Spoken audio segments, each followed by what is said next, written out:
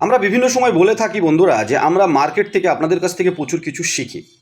আজকে আজকে ভিডিও বানাচ্ছি, গতকাল একজন ডিস্ট্রিবিউটারের সাথে আমাদের সম্পর্ক হয়েছে, যিনি প্রায় মাস 4 হলো আমাদের সাথে ডিস্ট্রিবিউটার হিসেবে কাজ করছে।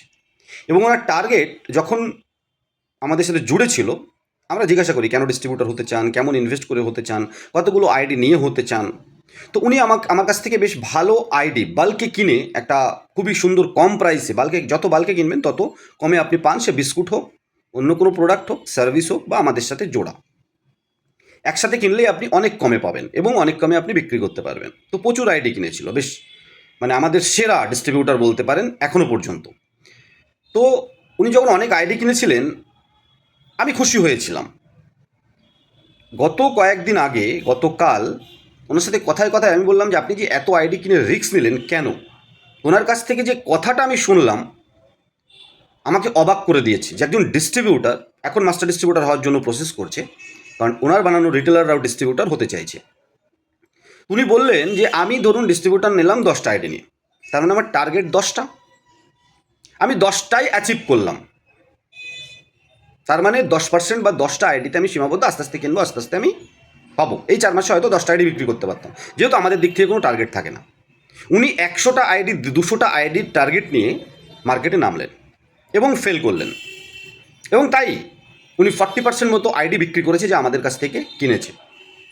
তো যেহেতু 200+ আইডি কিনেছিল, 40% মানে প্রায় 80, মানে প্রায় 100টার কাছে ওনার আইডি ক্রিয়েট হয়ে গেছে রিটেলার।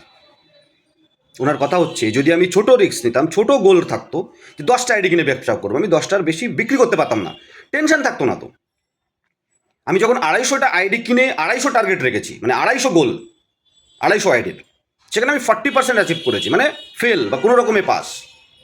40% মানেই প্রায় 105টা আইডি ক্রিয়েট হয়ে গেছে। তাই উনি বলছে যে স্যার আমার টার্গেট ছিল ছোট গোল রেখে পাস করব, সেটা ফেলেরই সমান। কিন্তু আমি যদি গোল বড় রাখি আর সেখানে যদি আমি ফেলও করি 20% 30%, মানে ছোটো গোল রেখে আমি 100% অ্যাচিভ করলেও সেটা ছোট। কিন্তু যদি আমি বড় গোল রাখি আর সেটা ফেল করতে গিয়ে 20% 30% 40%ও অ্যাচিভ করি, সেটা ওই ছোটো গোলের থেকে বেশি প্রফিট আমাকে দিতে পারে। তার কথাটা আমার খুব ভালো লেগেছে, যে ছোট গোল আমি জিতলেও 100% অ্যাচিভ করলেও ফেলের সমান।